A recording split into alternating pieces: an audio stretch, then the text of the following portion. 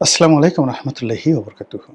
সম্মানিত দর্শক, ইরানের ধর্মীয় নেতা আয়াতুল্লাহ আলী খামেনি তার মর্মান্তিক মৃত্যু সারা পৃথিবীকে কাঁদিয়েছে, সারা পৃথিবীর মানবতাকে কাঁদিয়েছে।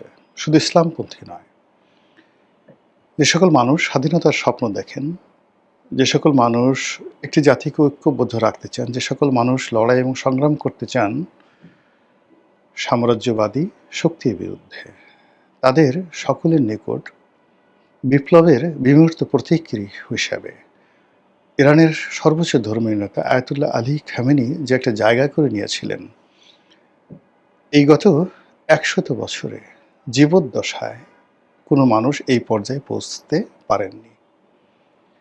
তার শিক্ষা, তার দীক্ষা, তার ব্যক্তিত্ব, তার মাধুর্যময়তা, তার শব্দচয়ন, তার শান্ত এবং সুষ্ঠ মূর্তি, সব মিলিয়ে তিনি ছিলেন এক অনন্য বিশ্বমানব।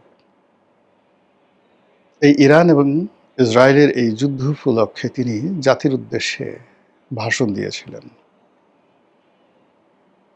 ভাষণের প্রতিটি শব্দ, প্রতিটি তাল, প্রতিটি লয় তিনি ফার্সি ভাষাতে দিয়েছিলেন, আর আমরা ইংরেজিতে শুনেছি।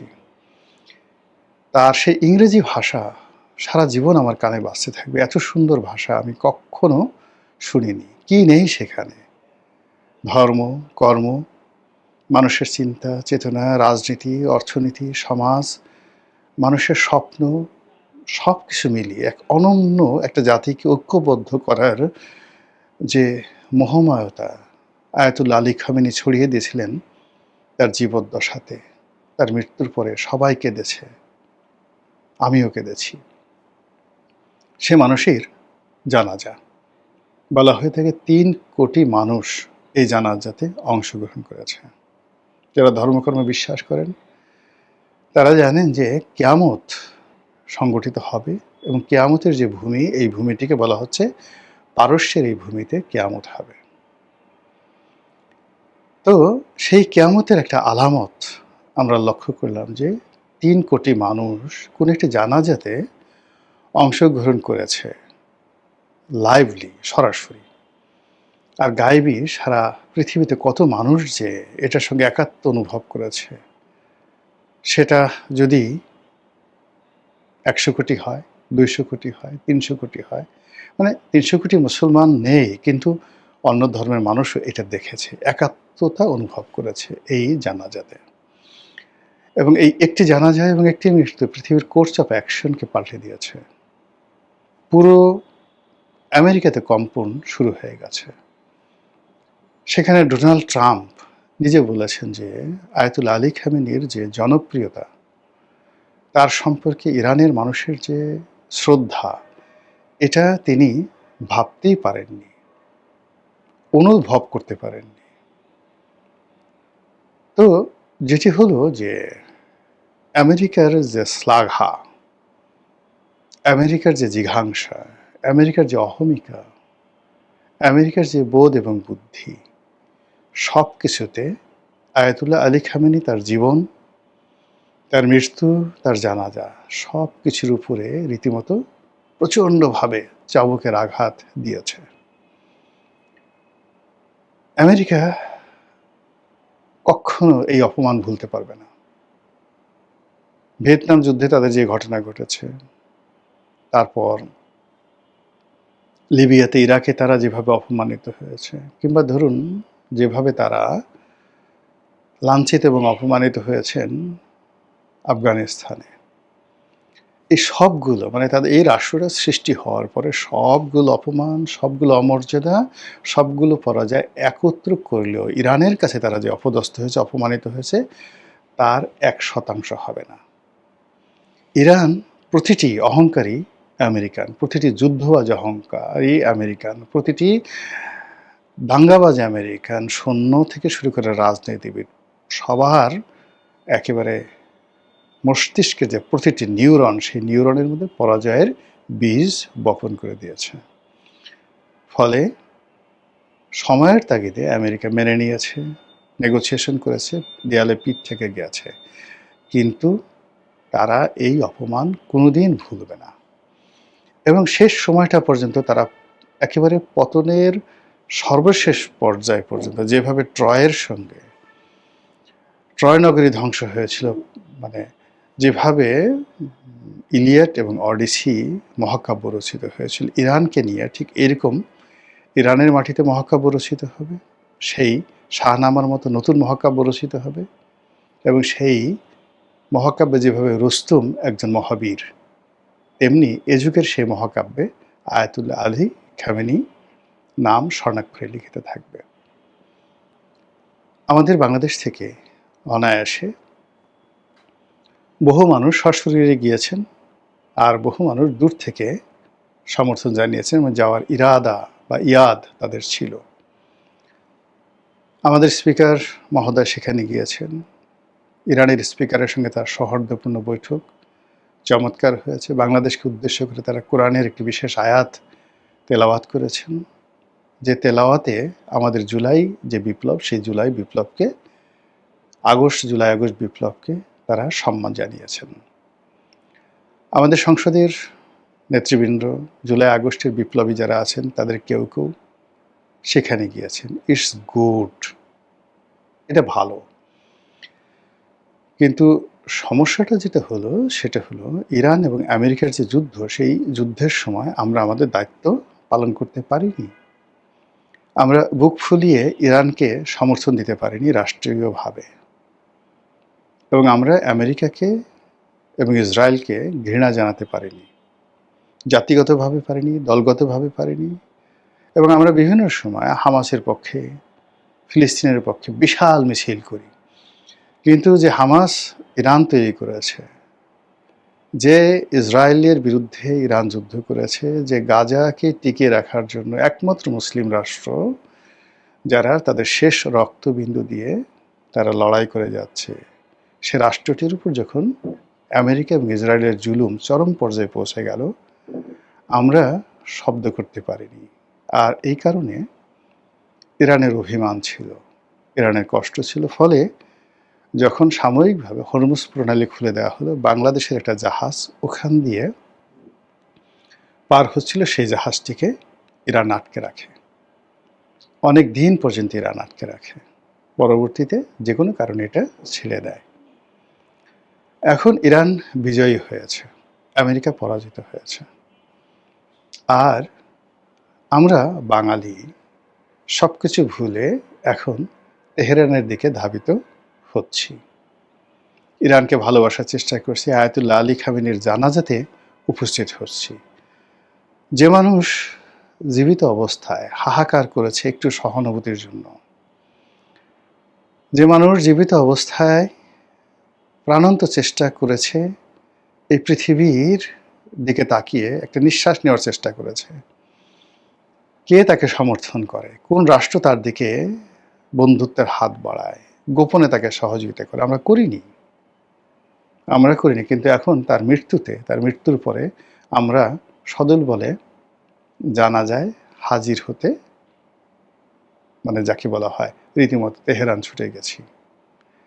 এটি আমরা যে দুর্বলের শক্তের ভক্ত নরমের জম, এটা এই প্রথম প্রমাণিত হলো, নাম্বার ওয়ান। আর এতে কি আলটিমেটলি আমাদের কোনো উপকার হবে? কোনো উপকার হবে না। ইরান এরকম একটা নেশন, এরকম একটা জাতি, তারা আগামীতে সুপার পাওয়ার হিসেবে আসছে। তাদের এই যে যুদ্ধবিধ্বস্ত দেশ, এই দেশটি পুনর্গঠন করার জন্য তারা আলটিমেটলি গোপনে এবং প্রকাশ্যে $300 বিলিয়ন, আমাদের টোটাল রিজার্ভ আছে এখন 37, তো তারা $300 বিলিয়ন ইতিমধ্যে আমেরিকা এবং তার মিত্রদের কাছ থেকে আদায় করার সকল ব্যবস্থা করে রেখেছে, এবং টাকা তাদেরকে দিতে হবে। এবং ইরানের যে সকল অর্থ বিভিন্ন দেশে আটকা আছে, সেই অর্থের একটা বিরাট অংশ তারা গোপন এবং প্রকাশ্যে ছাড় করে নিয়েছে। ফলে এখানে আমাদের শ্রমিকদের জন্য একটা বিরাট বাজার হতে পারত। কিন্তু আমরা তো আমেরিকা দালাল, আমরা তো আমেরিকার কাছে আমাদের দেহ মন বিক্রি করে দিয়েছি। আমেরিকার কাছে আমাদের স্বাধীনতা, সার্বভৌমত্ব কোন পর্যায়ে আছে? সেই মার্কিন চুক্তির প্রতিটি ধারা বিশ্লেষণ করলে বোঝা যায়। আমরা আমাদের শরীর কিভাবে আমেরিকার কাছে বন্ধক রেখেছি তা আমাদের জাতীয় সংসদ যে চত্বর রয়েছে সেখানে দক্ষিণ প্লাজায় বাংলাদেশের মার্কিন রাষ্ট্রদূত ব্রেন্ট ক্রিস্টেনসেনের যে লেফট রাইট পদধ্বনি, তার জুতোর যে দাপট, এটা সংসদ চত্বরে যেভাবে পড়েছে এর থেকে বোঝা যায় যে আমরা আসলে কোন পর্যায়ে আছি। এটা ইরান কখনো ক্ষমা করবে না, এটা লিখে রাখেন। কেন করবে না আমি বলি। ধরুন আমরা আলেকজান্ডারকে সবাই স্মরণ করি। আলেকজান্ডার পারস্য আক্রমণ করেছিল সম্রাট তৃতীয় দারায়ুসের জমানাতে। যেই যে এলাকা দিয়ে আলেকজান্ডার প্রবেশ করেছিল এবং যেই সমস্ত লোকরা আলেকজান্ডারকে সহযোগিতা করেছিল তাদের ভিটে মাটিতে মানে বিরান করে দিয়েছে পারস্য জাতি, এবং এখন পর্যন্ত পারস্য জাতি আলেকজান্ডারকে ঘৃণা করে। এখন পর্যন্ত আলেকজান্ডারকে ঘৃণা করে। এই হলো একটা নেশন। তাদের একজন সম্রাট, সে ইউরোপ আক্রমণ করেছিল এবং সে পারেনি, প্রথমবার পারেনি। তিনি ছিলেন সম্রাট দারায়ুস। তো সেই দারায়ুস যেটা পারেনি, এবং সেখানে ওই যে ম্যারাথনের যে যুদ্ধ, সেই যুদ্ধে পারস্য বাহিনী পরাজিত হয়েছিল। এটার প্রতিশোধ নেওয়ার জন্য দারায়ুসের ছেলে 1 কোটি লোক নিয়ে, এর মধ্যে 53 লাখ সোলজার, পুরো ইউরোপ তছনছ করে ছেড়ে দিয়েছিল সম্রাট জার্কশেস। এই হলো ইরান। তো কাজেই সেই ইরান হঠাৎ করে আমরা সেখানে গেলাম, কাউমা করে কান্নাকাটি করলাম, not like that. They will remember everything, they will remember. ফলে ইরানের এই যে নতুন অভ্যুদয় এবং সেখানে আমাদের যে অপরচুনিটি, এটি কতটা আসে আমি সন্দেহান। এক। অন্যদিকে যেটা হলো, এই যে আমরা ইরানের ওখানে ছুটে গেলাম, অলনে ছাড়েন, এটা আমেরিকা কোনো অবস্থাতেই স্বাভাবিকভাবে নিচ্ছে না। জামাত গেছে, এনসিপি গেছে, তারপরে হানজালায় গেছে, তারপর স্পিকার সাহেব গেছেন। এটা এই যে আমেরিকার যে লবিস্ট গ্রুপ আছে, এরা কেউ পছন্দ করছেন না, এবং কখনোই আসলে 2 নৌকায় পা দেওয়া যায় না। একটা কার্টুন দেখলাম যে জামাতের সভাপতিকে 2 নৌকায় দাঁড়িয়ে দিচ্ছে, একদিকে ইরানের পতাকা সম্বলিত একটা নৌকা আর একটা আমেরিকান পতাকা, এবং তিনি 2 নৌকায় পা দিয়ে বসে আছেন। 2 নৌকায় পা দিলে কি হয় আপনি বুঝতে পারেন ব্যাপারটা, ভেরি ডেঞ্জারাস। এগুলো স্মরণ করলেই হাত পা কাঁপতে থাকে। এখন আমাদের দেশে যারা রাজনীতিবিদ রয়েছেন, বিশেষ করে এখন যারা ক্ষমতায় আছেন, ক্ষমতার কাছাকাছি আছেন, ক্ষমতা আসতে চাচ্ছেন, উইথ ডিউ রেসপেক্ট, সেটি হলো তাদেরকে আমেরিকার ইতিহাস পড়তে হবে আরও, এবং পারস্যের ইতিহাস পড়তে হবে। একই সঙ্গে চীনের ইতিহাসও পড়তে হবে। দ্য 5000 গ্লোরিয়াস ইয়ার্স অফ চীন, একটা বই আছে বিখ্যাত, সেই সম্রাট শি হুয়ানটি থেকে এখন পর্যন্ত, সেটা পড়তে হবে। আদারওয়াইজ আপনি চীনকে মূল্যায়ন করতে পারবেন না। চীন ইজ নট, মানে বর্তমান প্রেসিডেন্টকে দিয়ে আপনি চীনকে বুঝতে পারবেন না। ও জাতির মধ্যে একটা ধারাবাহিকতা আছে। তারা একসময় ভারতবর্ষ আক্রমণ করেছিল, বহু বছর তারা ভারতবর্ষ শাসন করেছিল। কাজেই এত চীন, এই চীন আমাদের দেশে যখন হর্ষবর্ধন ছিলেন তখন এই চীনের পরিব্রাজকরা আমাদের দেশে এসছে, হিউয়েন সাং, ফাহিয়েন। আমরা বাঙালিরা কি কখনো চীনে গেছি, 2 কলম লিখেছি? ওরা তো আমাদের আসছে। এখন ওই ধরনের বাঙালির ইতিহাস পেতে হলে আপনাকে সেই ফাহিয়েনের কাছে যেতে হবে, হিউয়েন সাংয়ের কাছে যেতে হবে, ইবনে বতুতার কাছে যেতে হবে। বাঙালির ইতিহাস যদি আপনাকে পেতে হয় তাহলে সেই যাকে বলা হয় অন্যান্য যে সকল ইতিহাসবিদ রয়েছেন তাদের কাছে যেতে হবে। আমরা বাঙালিরা 1000 বছর আগে আমরা কোনো লেখা আপনি পাবেন না।